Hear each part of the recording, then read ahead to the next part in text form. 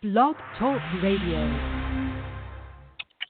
Good morning out there in Blog Talk Radio land as we head down to the end of September. It's been like a roller coaster ride, crazy month throughout the country and in the world. We living in times when things change. Things are so you feel like you're constantly on a roller coaster and you can't get off. But so I send everybody love and good vibes and best wishes on this September the 24th. It's hard to believe it, you guys. This month, and I feel like all the months of this year have blown by. You know, you start off your January, just as a reminder for you before every show I drop a word into your spirit or your mind, something to think about. Before I share that with you, just encourage you to think back to January the 1st or December 31st, 2015, the very first of the year when you were revved up, ready to hit your goals, motivated, inspired, feeling that sense of newness, simply because it was January the 1st. And collectively, as millions of humans felt the same way that you did, this newness, this inspiration, this motivation, this encouragement. And I encourage you to get that back if you've lost it. And also to review where you have come so far. What did you say you were going to do at the start of the year? Where have you fallen short? How can you get back on pace as we have another 3 months to go so you don't come to the end of the year and say, I didn't get any of it done, and these are the reasons, or only got half of it done. So finish strong. Finish this year strong despite what's going on around you. And we have a very talented author on deck for you here at Off the Shelf. We've been blessed and fortunate, the guests we've had over the years, New York Times best-selling authors. And as I tell you guys, we've had authors on our show who appear on major stations like CNN and TV One that have been here on Off the Shelf, so we're honored to add today's guest to that list. And hope she goes on to greater and greater things. We cannot let ourselves be stopped. So the quote for today I want to drop into your spirit is, in order to succeed, we must first believe that we can. In order to succeed, we must first believe that we can. And this is from Nikos Kazantzakis, and I hope I said his last name correct. Again, in order to succeed, we must first believe that we can. So with that inspiration you had at the start of the year, if you really didn't believe you could do it, you probably came up with an excuse, an external situation or internal that you allowed to stop you. So I'm encouraging you to take that break off because you can get it done and go out there and finish the year strong. So before we introduce today's guest, I want to ask you again, how good of a mystery sleuth are you, and how much do you value relationships? When we say relationships, the first thing that might pop into your mind is an intimate relationship between two adults. But I'm referring to the relationships in Love Pour Over Me. It's a complicated relationship between a father and a son. So many people start off hating the father in this book. But as you progress through the story, it's just almost like watching someone's life. Your views of that person can change as you start to understand them better and even see how you might be a little bit like them in some ways. And that's what happens in Love Pour Over Me. There's also a romantic relationship between two soulmates, Raymond and Brenda. And Raymond is an athletic standout, and he's also very, very bright. He wins a partial academic scholarship to a university in Pennsylvania and a partial athletic scholarship. He's a track and field standout. And then his life changes when he meets his love, Brenda. It doesn't start off smoothly, and they do hit their bumps in the road. If you value relationships, and I mean a story where it goes deep into the relationship, not just the surface. And if you also like a mystery, because there's a murder mystery also in the book, I encourage you to get a copy of my latest novel, Love Pour Over Me. It's in ebook format and in print. You can get it at Barnes & Noble. You can get it at Walmart. You can get it at eBook It. You can get it at the library. You can get it at our website, which is Chistel, CHISTELL.com. If you don't see it on the store shelves, just tell the clerk you want to get a copy of Love Pour Over Me by Denise Turney. they can order it for you because it's carried by the largest book distributors in the world. So I encourage you to get a copy and let me know how you enjoy Love Pour Over Me. And now I want to introduce you to our special off-the-shelf guest for this Saturday, September the 24th. And our special off-the-shelf guest this morning is Jae Henderson. Jae is a Christian romance novelist. She earned a Bachelor of Arts in Communications and a Master of Arts in English from the University of Memphis. She is a former host of the radio show On Point and a contributing writer for the nationally syndicated Tom Joyner Morning Show. And if that's not enough, Jae is also a public relations specialist and a college professor. She is the author of Husband Wanted, which is her latest release, her new book, the Someday series, and Things Every Good Woman Should Know. You can find Jae online, and I encourage you to check Jae Henderson out. You can check her out even now as you listen to the show, and her website is HTTPS, there's the S at the end of it, HTTPS, the 2 forward slashes, JaeHendersonAuthor.com, and that's spelled JaeHendersonAuthor.com, JaeHendersonAuthor.com. And then she's also online at I'mAGoodWoman.com, I'mAGoodWoman.com. Again, JaeHendersonAuthor.com, and I'mAGoodWoman.com. Welcome to Off the Shelf, Jae. Thank you. I appreciate you having me. Yeah, we're honored to have you here on Off the Shelf. I know we rescheduled, so it's really good. I was excited. I said, okay, because originally it was going to be in July, so we moved to September. So we're very excited about what you will share with our listeners here, those who are tuned in live via Off the Shelf, and we get most of our listeners through the archives, those who listen in via the archives. So before we launch into this show's questions, Jae, this is something I ask every guest.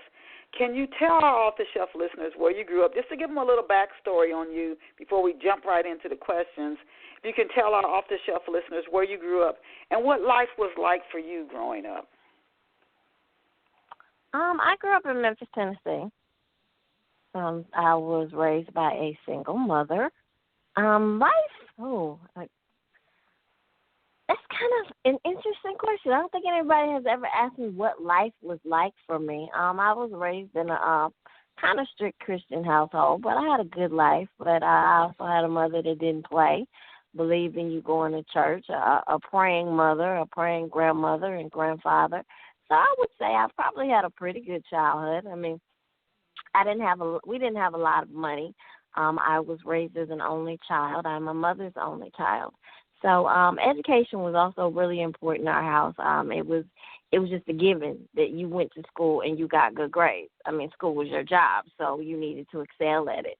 So if I had to describe what life was like for me, I guess that would be the best way that I could. Okay. So you had sounds like you said you're an only child, or you have siblings? My father has other children, so I have half siblings, but we really didn't connect until adulthood. So I tell people I was raised as an only child, so I have a lot of only child mentalities. So I'm in Atlanta now, and I was from Philadelphia. We've had guests who've come in from all over different parts of the world, and some under harsh conditions where they had to leave a country. But I'm curious, Memphis, Tennessee. I've never been to Memphis. Grew up in Knoxville, Tennessee. I'm in Atlanta now. How could you compare Memphis to like a Philadelphia, and Atlanta, or a New York? Very, very different. Well, we're in the South, so we're kind of laid back. Definitely not as fast paced as New York, or maybe even Atlanta. But I like my city. I tell people we have some genuinely good-hearted people here. Tennessee is a volunteer state. And I tell people there are two things here that I love, because Memphis is the 20th biggest city in the United States. So we're not a small city. But there are two things I love here. One is low cost of living. You can live pretty comfortably on, I guess maybe you could say between, well, I guess it would depend on how big your family is. But if you make around 40 or 50,000 here, you could probably live pretty decent. And we don't really have traffic compared to cities like New York or Atlanta. Our traffic is minuscule with the number of people that we have here. So those are two of the things that I really love about my city. And of course, good food, great food. If you like barbecue, this is definitely a place you want to come visit. So I know a lot of times we get a lot of bad publicity in the media, but that's not the city that I see. I love my city, and I live a pretty good life here. I was born and raised here, so I guess I'm biased. But all right. So I would encourage people, if you've never been here before, come visit, especially if you're looking for someplace just to relax, a slower pace. Okay. Not always in a hurry, but we're also growing, and we have a lot of great things going on here as well. The traffic made me really piqued up my interest, because almost every city I've lived in has had bad traffic. So that was like, okay. Now you I did an internship. I was saying I did an internship in Dallas with the Tom During the Morning Show in college, and that was the first time that I had ever encountered real traffic. I had never seen a highway with 6 lanes on both sides, bumper to bumper. And believe you me, I learned how to avoid rush hour. I learned how to avoid the interstate real quick. I was taking side streets almost everywhere I could. Wow. Now, you majored in communications and English, and you also work as a public relations specialist. So you got the goods when it comes to the marketing side of, like, getting the word out about your books. Now, your love of writing, it comes through your majors, the fact that you now write novels. Who ignited your passion for writing? I would have to say it was probably my teachers. My mom passed a couple of years ago, and what I found in her things was a book I had written when I was like 7 or 8 years old. Of course, I didn't even remember, and we put 3 hole punches together and tied it together with yarn, and it was just basically like maybe 5 or 6 sentences about my mother. And that's when I realized, I was, I guess you could say, writing books then, if you want to call that a book, short story. So, it was definitely my teachers that first ignited my love of reading and writing, and I kind of just picked it up again and ran with it in college, but I didn't put out my first book until 2011 when I put out Someday. Oh, okay. That's a good news. That's good news. My sister's a teacher. That's good to hear. Now, as a voiceover artist, before we get into your books, Husband Wanted in particular, as a voiceover artist, did you work on commercials? What type of voiceover work did you do? Did you do like the animations? What type of voiceover work? I primarily did commercials. I did commercials for Kroger, McDonald's, Regions, Fred's, Ben and Jerry's ice cream. So I've done some pretty well-known products, but I primarily do commercials. I've done a couple of cartoons, animation, but not very many. So that's primarily what I stick to, those 30 and 60-second spots that you hear on the radio and TV. So do you still do those? A little bit. I'm for the last 2 years, I've been the voice of the Regions Writing Forward, a Black History Month commercial that they do. So I still do a little bit, just not as much as I used to, since I'm not in radio anymore. That was my first career, radio. I spent about 10 years in it, maybe about 3 on the air. The rest of the time I was behind the scenes. So when somebody calls me and they send me an audition, I'll still do it. Now, I wasn't going to ask you this, but how did you get your start in radio to where you were doing voiceovers? Was it through your college that you heard about an opening somewhere and you just jumped at it? Well, no, not until I started in radio. You know, when you're in radio and they need voices for production, they pretty much pull anybody in the building that can read well. And when I say read well, I mean you're able to read on the air with feeling, or what we call a conversational type of method.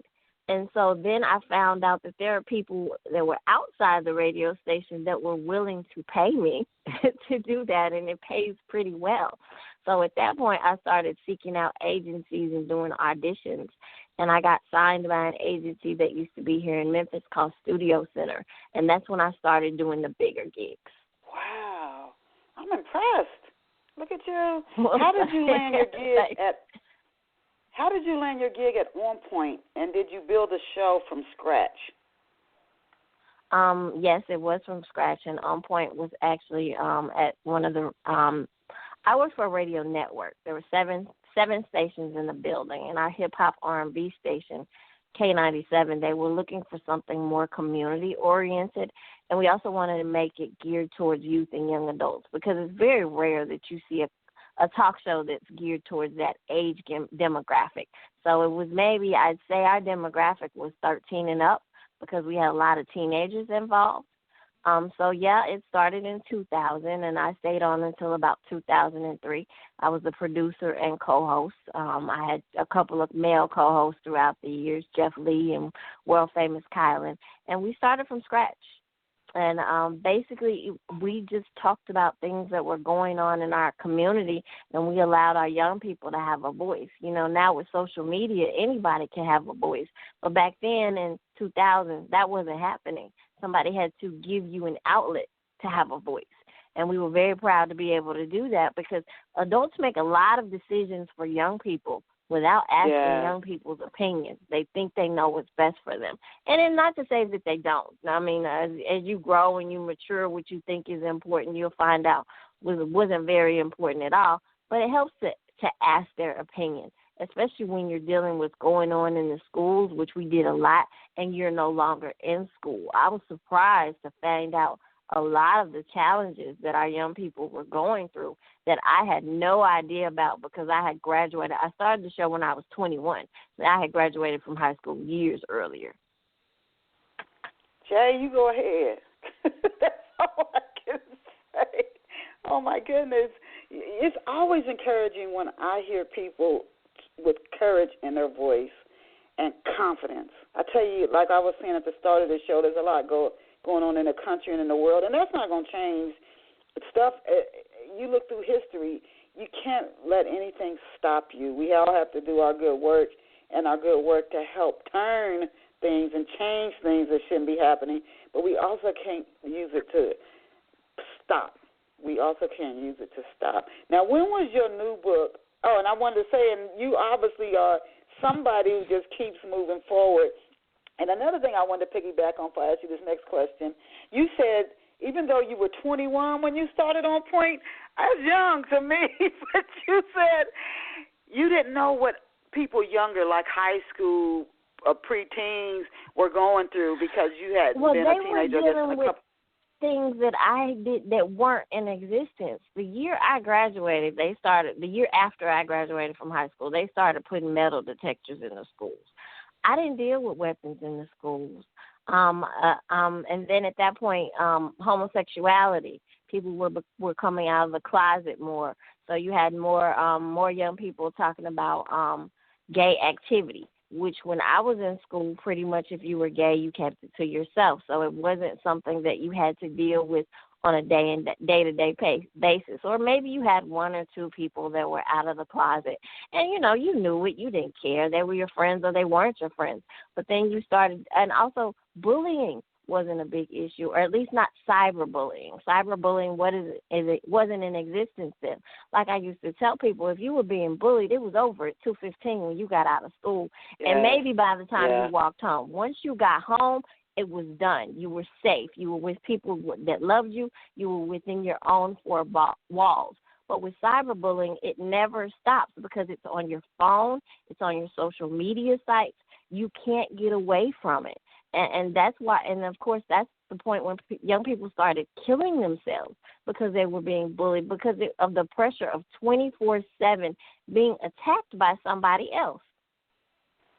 That's true. So these That's were true. all things that we had to talk about and let people have a voice about that a lot of adults didn't even know their children were dealing with. And, you bring up a good point. I want to get into Husband Wanted, your new book. You bring up a good point. The parents, and this may be every generation, parents, we do understand, like, the general things about growing up from a child to a teen to an adult, staying there looking for a job, peer pressure, trying to find your way in this crazy, crazy world. Those things as parents we understand, but I think each generation the child deals with things that the parents didn't deal with, and the parents they're clueless about it, of how they would feel if they were a kid dealing with that, not an adult. So that's good, and that's thank you for the work that you and your team did with On Point. Now, when was your new book, Husband Wanted, released, and what was that book release party like? Husband Wanted came out in June, and I didn't really have a book release party. I started doing something different with Husband Wanted. I started doing what I call good woman gatherings. I just got bored with regular book signings, so I started turning them into like a girls' night. And like I said, I call it a good woman gathering. I've held them in Little Rock, Memphis, and I'm actually in Nashville next week. And it's a girls' night hosted by myself. We play games, we laugh, we eat, we talk about the book. But it's just we just turn it up a little bit and have some fun instead of talking to the audience, talking about the book, asking questions. We just throw some extra stuff in there so people just have a great night of fun and fellowship. And who doesn't like to eat? And they also get to take a great book home with them. Okay. That you're being innovative, and that just seems like it's a part of your makeup. Who are the Purdue girls, Jay? The Purdue girls are 3 sisters and a cousin. They are the main characters in Husband Wanted. And just to give you a little background on the book, their grandmother, Grace Purdue, was very rich. But, she's old school, and she was from that era where women found a husband and got married. So she didn't understand why she had 3 beautiful, intelligent granddaughters that were all adults, and none of them had a husband. So she wrote in her will, she passed away, so she wrote in her will, in order for them to get their inheritance, $15 million each, they had to be married within 9 months. But they couldn't just marry anybody. She put some stipulations in there and some controls, even from the grave. She was very controlling when they were alive as well, that it had to be true love. So you have these ladies who are going about it in 3 different ways, trying to attract the man of their dreams within 9 months so they can get their inheritance. And that's why it's called Husband Wanted. And what I wanted to do with this book was explore. A lot of what I do is about love and relationships. I wanted to explore some of the different ways that people are trying to find love now. It's people aren't just going to the grocery store or church and hoping that they bump into somebody. There's online dating. There are matchmakers. People are still doing referrals from friends, hookups, blind dates. But I wanted to look at all of that from these sister and a cousin, their perspective, because they were raised by their grandparents. Unfortunately, their parents died in a tragic boating accident. So basically, that's who the Purdue girls are. Okay. So it starts then. Is this the first book? Is this a part of a series? And is this the first book in the series, if it is a part of a series? I'm still deciding. Now, there's a spin-off character from the Someday series in here, Teresa, who was the functioning alcoholic police officer in Someday. She is the aunt of of these three girls, and she has basically been assigned as the person that makes sure they follow all of the rules in order to get inheritance. So, I'm still deciding. Do I want to talk a little bit more about them in the future? But like I said, it's definitely a spinoff of the original "I'm a Good Woman" series. Now, Grandmom is the one who says to get this inheritance of $15 million, they have to get married, but it has to be real love. It has to be real love. Are their parents passed? You said their aunt, she's involved in their lives as well. Yes, they were raised by their grandparents because their parents died in a boating accident when they were very young. Oh, okay. Who do you think readers will love the most and dislike the most in Husband Woman?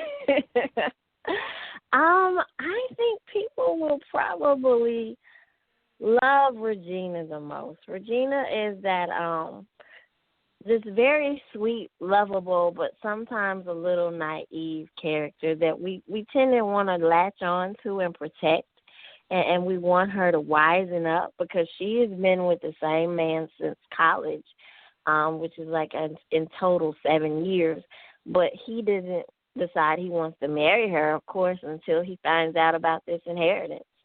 So she's dealing with, because actually she had broken up with him, but of course he's trying to make his way back. So she's dealing with, do I marry this man that I genuinely, truly love, but he's been messing up all this time, or do I move on? Can you introduce us to some of the other sisters, their personalities? If you can just tell us what some of the other characters, major and minor characters in Husband Wanted, and how you've developed these characters so that they help to keep the reader interest and move the story forward. Sure. Leslie and Regina are the sisters, and Sheila is their older cousin. But they were raised like siblings, so they all act like sisters. And I just told you about Regina. Leslie is a free spirit. But sometimes you think she doesn't have a conscience. She believes that men are just toys, something to be played with. She doesn't think that you just need one. You can have as many as you want. She's very sexually liberated and kind of resentful that her grandmother is trying to make her pick one and stay tied down, but she's also a party girl, and she loves money, so she's willing to do whatever she has to do to get this money. So she feels it's as simple as picking one man off her all-star team, as she calls them, and just marrying them, because what man in the world wouldn't want her? But she has to come to some harsh realities that because of all the things that she's doing, maybe those men don't see her as marriage material. Okay. And the other. And then there's Sheila. Sheila is very religious.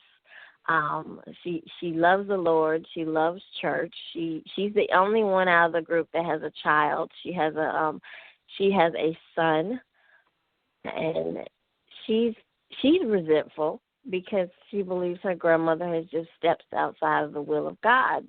She is very in the belief of he that findeth a wife, not she that findeth a husband. So she does not appreciate being told that she has to go out and look for a man. Once again, that money, she wants this money. Yes, money is a great motivator. So what she does is she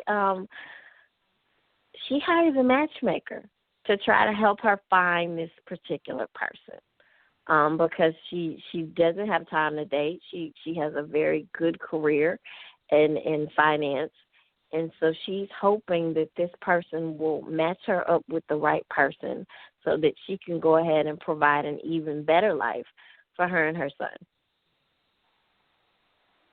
Okay. So they're different. The sisters, they have to be alike in some ways, though, because when you're raised in the same home, even if you're not blood relatives, you're getting the same programming. So there have to be ways that they're also different, similar, but then different. Can you, Husband Wanted? Now, when was it launched? When was Husband Wanted launched, and what have readers been saying to you about the book so far? It came out in June, and I've gotten some very good feedback about it. People. I usually have a lot of twists and turns in my book, and I try to make sure that you can't see what's going to happen next. I always try to be very unpredictable, and from the feedback, I've continued to do that with this book. And I've also just looked at the different types of love, or different ways and types of love. Let me rephrase that. Different ways and types of methods that people use to find love within this decade. So I'm very pleased with how the book is going and what people have to say about it. And I'm just happy because I haven't written a novel in 2 years. So you kind of wonder how people are going to receive you after you took kind of a break. I put out Things Every Good Woman Should Know, Volume 1 and 2, and those are both books of short stories. So I really wanted to make sure that I dug my heels in and made sure that people would enjoy this as much as they enjoyed my first 3 books in the trilogy. And that's something important. I usually take a couple of years before I come out with a new book, but I'm working on a novel. It takes some writers a little longer, but in today's book world, and we want to talk about the process of creating a book and marketing later in the show, but in today's book world, I see writers putting out like 2-3 books a year, and it's almost like necessary just to keep yourself in the mind of readers because there are so many books out here. But before we go into the background, the business part of the writing industry, can you share with us the genesis of the Someday series? How did that book series get started? I was venting. Those books are basically about Christian dating, and I was trying to do right. I was trying to live right, and what you find is there are people that aren't interested in you if that's the road that you've decided to take. I actually started the book in college, and I probably wrote about 50, 60 pages and forgot about it. Went on and started my career, but I got a new computer, and I was transferring files, and I saw it. And about that time, several of my friends that I went to college with, actually, they were putting out books as well. And one in particular, although I met her after college, her name is Latrivia Welch, and she wrote her first book under the name Latrivia Nelson. She was doing interracial romance and decided to start a publishing company called River House. And I let her read my stuff, and she said, if you finish this, I'd be happy to publish it for you. So that is how Someday really came to fruition. So I finished it, put out the first book, and it was actually only supposed to be one book. But, in self-publishing, the bigger your book is, the more expensive it is to print. So I was like, oh, no, I need to get these page numbers down. And I chopped it almost in half and ended the story right there. So that led to book 2, but then I realized with book 2, no, this story isn't finished. There's more to this. Book 2 is, Someday 2, and Forever and a Day. So Forever and a Day rounded out the trilogy, but I am still getting asked, am I going to write another one? Am I going to pick back up with these main characters, Michael and T, and their group of friends, which we call the girlfriends, and see what they're doing now? I plan to. I can't tell people when, but I really got great feedback from those books. But I think I just needed a break from those characters. I know series are popular right now. They're very popular. Some people have 10 and 12 books in a series. Yeah. But I think I just got burned out on them. And maybe they needed a break from me, too. Okay. So I plan to revisit that for people that want to know. I do. Just be patient with me. Okay. Now, do the stories in the Someday book series, do they take place in Memphis? And if not, where are those stories, where are they happening in? Oh, yeah. Someday takes place right here at home. Okay. Okay, because you started writing it when you were in college. Now, are you one of those writers, Jay? Now, you said you took a 2-year break after you came out with your first 3 novels. Are you a writer who can knock out a novel in like 1 to 2 months? And I'm talking a very no, ma'am. deep and rich. Yeah, some writers just put them out like boom, boom, boom, boom, boom. And if not, what is the writing process like for you? What is that process to take a story from inception? It's an ideal in your mind to full completion. It normally takes me about 6 months to write and publish a book. That's if I'm consistent with it. Because I do better if I take breaks from the book and I come back with what I call fresh eyes. Story only seems to get better when I do that. If I try to write a book straight through, it's not going to be my best work. I need to put it down, go away from it for like a month, do something else, and then come back to it. I mean, those writers who are putting out 4 or 5 books a year, I don't see how they do it, but hats off to them. But the most I've done is 2 a year, and the second book I wrote with a co-writer. So, no, I'm trying to my goal was to get up to 2 a year, so I've done that. But for me to do my best work, I really have to take my time and do a lot of review. Okay. A lot of review and editing, and I don't like to rush through that at all because I really want to put something out that not only people will enjoy, but that I can be proud of. I don't want to go back and read a book and say I could have done so much better. Right. And then I also encourage writers to hire a professional editor. If you ever work on a project, even if it's not a book, for our off-the-shelf listeners, even if you're not a writer and you work on a project, you can look over it again and again and again and again and again and swear you caught everything. This happens in the business world all the time, and companies get sued for E&O's, errors and omissions, because somebody keeps looking at something and they swear they've gotten it all. And then you flip it out to a client or someone else, and they spot 2 or 3 errors right off the bat. And you just keep telling people when your manager calls you into the office, but I looked it over. But you miss things. And that same thing happens with writing. You can start to miss stuff.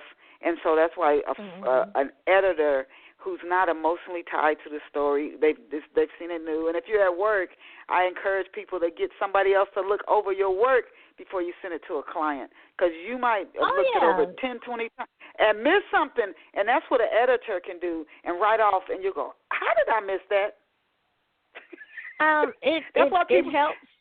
I mean, that's why you really do need a team. You not only need an editor, you need people who will read your book for you and tell you where your holes are, if it flows correctly. I mean, there are 2 types of editors. There's your grammatical error editor, and then there's your content editor. And lots of times they're not the same person. And sometimes you don't want to pay 2 editors, and that's fine, but you still need at least one, maybe 2 to 3 people to read your book before you publish it and give you feedback, because they make your book so much better. Because when you're reading it the way you think you wrote it. And you may say something and you think you explained it completely where anybody can understand, or sometimes it's just regional vernacular that you're using, and you don't even realize it. So someone on the East Coast or the West Coast might read something I wrote and say, what in the world does that mean?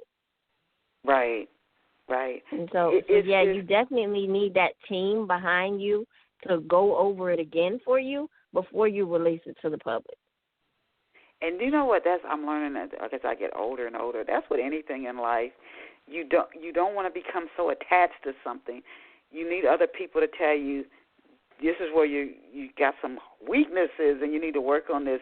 And you got to be able to accept that feedback. You have to.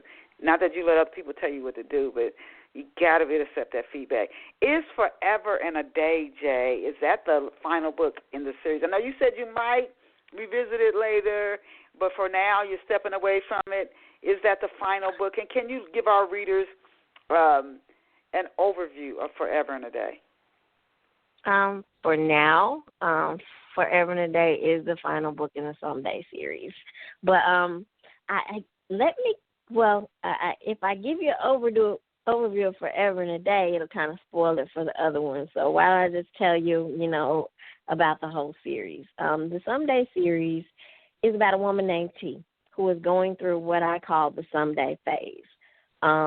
She has the house, she has the car, she has the dream job, but what's missing is someone to share it with, and she knows he's coming someday.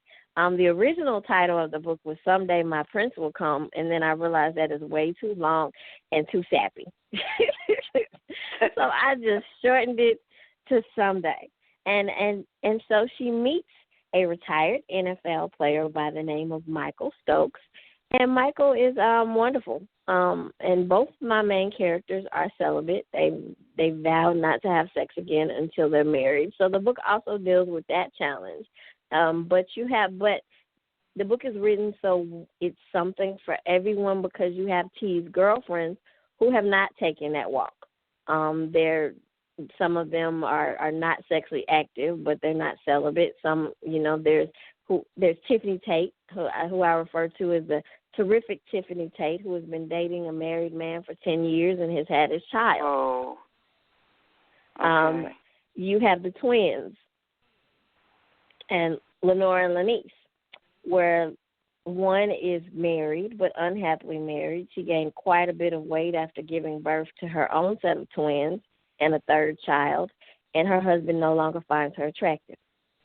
But then on the flip side, she still has her skinny twin sister who looks just like her, who has no kids, who hates all men. She thinks all men are dogs and they should be walked around on leashes.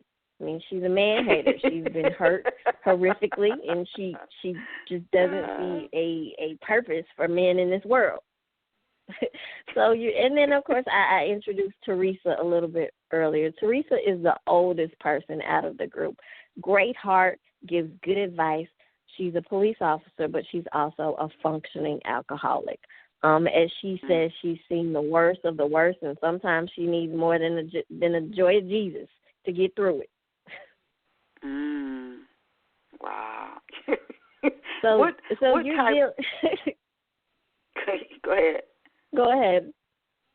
No, you said, so you're dealing... I was about to say, so you're dealing with all of these different personalities and how they see relationships and sex. But the thing with Michael is Michael has a stalker.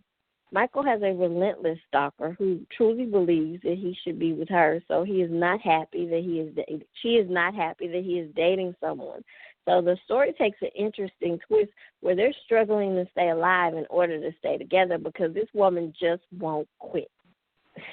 Wow. Now I was going to ask you for Forever and a Day, which right now is the last book in the Someday series. Do you purposely leave any ends open, leaving readers guessing at the end of Forever and a Day? I think I closed them all, but people want to know where they are now. When people ask me about the book, they feel like I think I tied up all the loose ends. But when you've been with characters so long, you're wondering what else is going on. Because by the end of the book, T is pregnant. She and Michael got married, and they're in a whole different phase in their relationship. So how are they dealing with marriage and family now? That's what people want to know. So when I come back, because I will, I just can't tell you when, those are the things that I'll let people know, where they are in this relationship and if they're doing okay after they did all that fighting to stay together. Wow. Based on your personal experience, Jay, what are some of the pros and cons to writing a book series? When, like you said, they're very popular right now because it's a way to keep readers. You don't have to go out and get new readers. It's a way to keep readers because they keep wanting to know what's going to happen in the story, and you hopefully get some more with each new book in the series. But what are some of the pros and cons to writing a book series based on your personal experience? Pros is that your readers have the opportunity to really get to know them and fall in love with the characters. That is definitely a pro. I mean, I've had people write me and say that I am T, you must have been looking into my life. They're like family to me. I miss them. When are you going to write something else? Cons is what happens next? You're constantly having to come up with something new and exciting for them to say and do so that your readers stay engaged. And I'm one of those people, I don't ever want to get too over the top. I think books should have some amount of realism to them. And if you look at some of your favorite shows, each season they tend to get more and more dramatic and over the top to where sometimes it's just so unrealistic. You're like, really? Yeah, yes. Yep. I mean, I've stopped watching series because of that. It became just too much for me. And I try not to do that with books and characters. And then you also don't want to get redundant and repetitive and the same thing keep happening over and over again either. You know what? You make a good point when you said even for writing for television, you watch a television series. One of my favorites is Sanford and Son. But when you look at the older, you take a great TV series. You look at the last years of almost any great TV series, and you can see where just the writers were pushing. They were really pushing, and you can see that. And I can see as a book author that same challenge. And we've had other authors on Off the Shelf who've written series books. When you're the first one to say that is a challenge. Most of the authors who've written series books who've come on Off the Shelf, they've gotten to a point where they've known it's time to step away from the books. It's time to go in a different way. The readers still want to know more, but they're like, I got to stop and go on to a different book. But that was an interesting point that you raised. What was it like, shifting gears a little bit, Jae, what was it like writing for the Tom Joyner Morning Show? It was a lot of fun. I interned actually in Dallas for about a month. I was determined to get there, and the internship didn't pay. I bought my uncle's Bronco too, because my little car, no way it would have made it to Dallas. And drove it down there and stayed for a month. But I got along really well with the head writer, Mary Flowers Boyce, and she gave me the opportunity to write some jokes for the show. And they have a weekend segment called Right Back at You, where they pretty much recap some of the things that went on during the week. And Tom does humorous intros and outros to the different segments. So that's the part that I wrote for. I wrote for him for about 3 years. And I enjoyed it. It was a great opportunity, great experience. I was happy that they decided to keep, well, maybe it was more like 2 or 3 years. I was happy that they decided to keep me on, even after I left after that month. And you know, this was before email, so I would fax in my jokes every week. Well, before prevalent email. Take it back. I think email came out when I was in college, but before it got just really, really popular, everybody in the building had email. You know, people were still primarily using fax machines. So I would fax in my jokes every week, and then I'd get to hear them when they played the show on Saturday. Heard my name in the credits. So it was a great experience. Get out of here. So do you consider yourself a comedy writer? Had you written comedy or jokes before, or was that just something as an intern you started doing for the very first time when you interned with the Tom Joyner Morning Show? Oh, no, that was something I started doing for the first time. I think I've always had a pretty decent sense of humor, and I've always been sarcastic. I tell people it's part of my charm. So to have the opportunity to use that on a nationally syndicated radio show, it was a humbling experience. Okay. Now, what advice would you give to someone looking to land similar jobs when we think about young folks and parents and grandparents and other adults who want to help guide and encourage youth down a positive, a good path that just leads to greater and greater and greater things? What advice would you give somebody? Do you have to be in college to land an opportunity like that and do an internship? And in internships, I've heard so many people say they are one of the best ways to get your foot in the door, even if the pay isn't good. And you're not going to make the same amount of money generally as an intern as if you're a regular employee. And sometimes you don't get paid at all, but it's that foot in the door, that experience you make those connections, you stay connected with people, and it can lead to greater and greater things. But Dasha, what advice would you give somebody who's looking to land a role similar to you did, with like a Tom Joyner morning show, Steve Harvey, or any other outlet that's major that they're looking to get into? Use your connections. That's the first thing. And even if you don't have any connections, create some. Because the way I got that internship is I was already interning locally at a radio station, and his show aired on one of them. And I just called and asked them, would they be willing to let me do an internship. And mind you, radio internships didn't pay, so I was working locally for free, and then I went to a whole different state and worked for free. And I didn't let that deter me. My mother didn't have a lot of money, so I saved for it. That's one of the reasons I could only stay a month, because by the end of the month, my money had ran out. But don't let that deter you, because there's not any pay or a whole lot of pay. And then get in there and work hard. Work like you're getting paid, because people remember you. That led to some other opportunities later. After Tom launched his Fantastic Voyage, I got the opportunity to go and volunteer for that. Once again, I'm volunteering, but I am getting a free flight. I'm getting a free cruise. I'm working with celebrities, which led to some other connections later on. And it's just an experience that I couldn't have paid for. Wow. And to this day, I'm still very close to Mary, his head writer. And the crazy thing is one of the young ladies that was on my talk show, I had a group of teens that I worked with called the Teen Panel, and I would meet with them once a month to talk about things going on in their lives. She's in Dallas working for Tom and his sons in a very integral role. So when she got ready to do she got ready to apply for the job, she asked could she put me down as a reference. And I'm like, of course, go for it. Okay, and that's you just said it. That's one of the key things to get what it is you want. You have to go for it.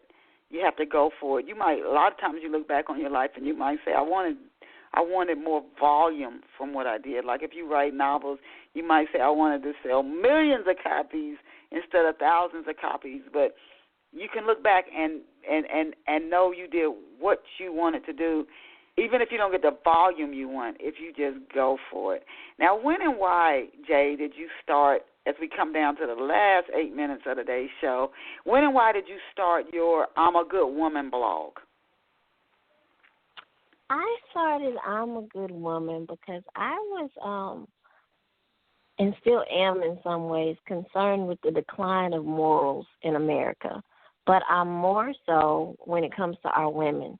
Because if you look at any sociological study, women are the backbone of society. When your women are strong, when your women are educated, when your women are able to support themselves, and not to say that this is without the help of a man, but we still need to be able to care for ourselves, your society is better. Women set the tone for so much, and I don't think sometimes we realize the power that we wield. But we've let entertainment tell us things that aren't necessarily the right decisions or positive decisions in our lives. Things like sleeping with a bunch of people, running after money, and fame. I mean, if you look at some of these reality shows, I'm just like, my goodness, what will you not do to be famous? Yes. Yeah. And I wanted to counteract those negative messages with something positive, not only just with my blog, but also with my books. So I don't just try to I don't just try to entertain you. I try to get you to think. I can't say that I educate you, but what I ask women to do is take the time to think before you make a decision, because that one decision could change the entire course of your life. Whether or not you sleep with one person could change everything that happens from then on. Or not even, and not even in just matters of sex, perhaps committing a crime. Should you do something illegal? Should you try to extort money out of someone or steal money or tell a lie? We don't realize sometimes how that can impact our future. So that's what I want women to do. If you don't take away anything else from my books, take away that I need to think about the decisions that I'm making before I make them. This, if it feels good, do it mentality can be so detrimental to our lives. No, you know what? And that's for women and men. That is for everybody. You listen to interviews with people. I see people, when people do wrong and they get caught. First thing, we know there is something good in us because we created by good. We know when we do wrong. That's why people they wait till it gets dark to do wrong. They look over their shoulder. We want to hide all the evidence. Then we start lying because deep down we know we did wrong. We know we did it, and there's no way to run from. There's no way to run from that. But then we will either. You said think before you act. People will either tell you, I was so caught up in emotion, I just did it, and now when they calm down, they wouldn't do it again. So think before you act. It could save you years of incarceration or just regret, tore up relationships, tore up families. Yeah, think before you act. When you get really emotional, it's like, no. Let me go take a walk or go somewhere and be by myself till I calm down. Now, I love your I'm a Good Woman blog, Jay. The story on Dr. Joyce Knudsen was very inspiring. I wanted to ask you, in what ways have you been able to connect the blog with your books to help grow your book audience?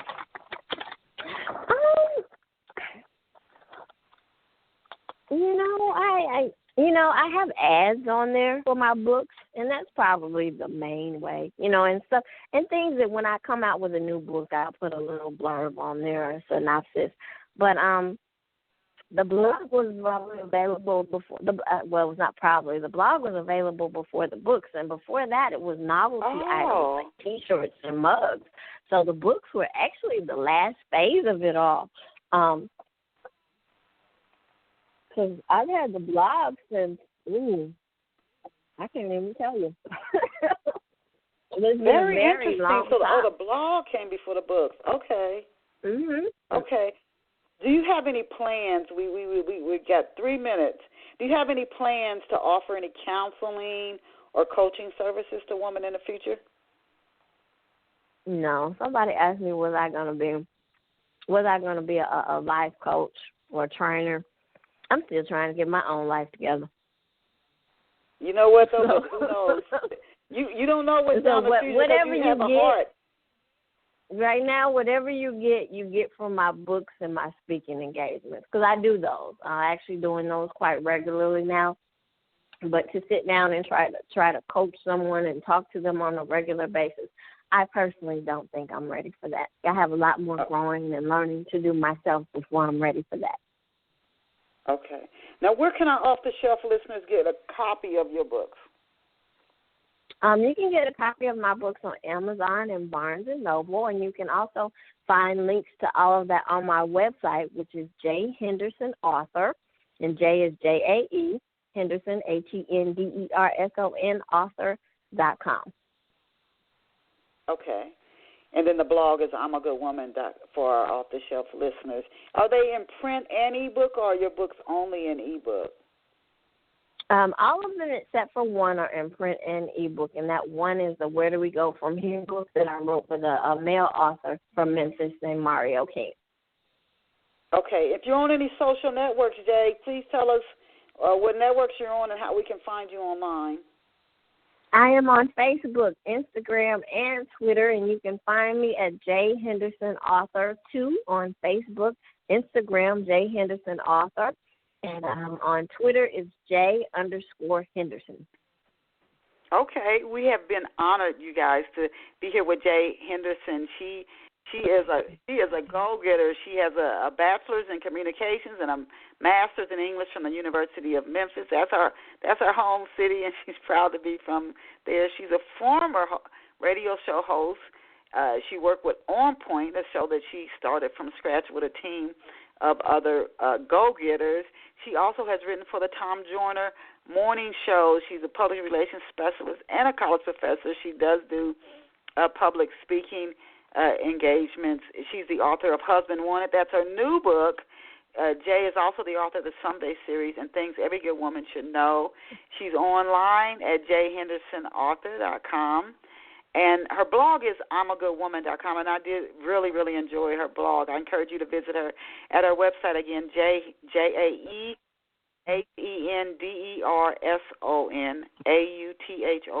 JaeHendersonAuthor.com, and her blog, I'mAGoodWoman.com, spelled it just the way it sounds, I'mAGoodWoman.com. So we want to thank Jae Henderson for being here with us, and I want to thank you, all of our off-the-shelf listeners. Please come back next Saturday when we bring you another just awesome guest. We are so blessed here on Off the Shelf. They share free advice, free tips about writing and business and marketing that you would have to pay for many other places. So we thank them for what they share here, not only about their stories or their business products, but also tips that Thank you so much for away. having me. Yeah, we really enjoyed you, Jae. So to all our listeners, I encourage you, remember you're awesome, you're amazing, you're incredible. Go create a fabulous day for yourself. And remember, finish this year strong. Don't finish it with a bag full of excuses. Finish this year strong. See you next Saturday. Remember, tell everybody, tune in to Off the Shelf, 11 a.m. Eastern Standard Time on Saturday mornings. Bye for now. And Jae, I'll shoot you an email. Thank you.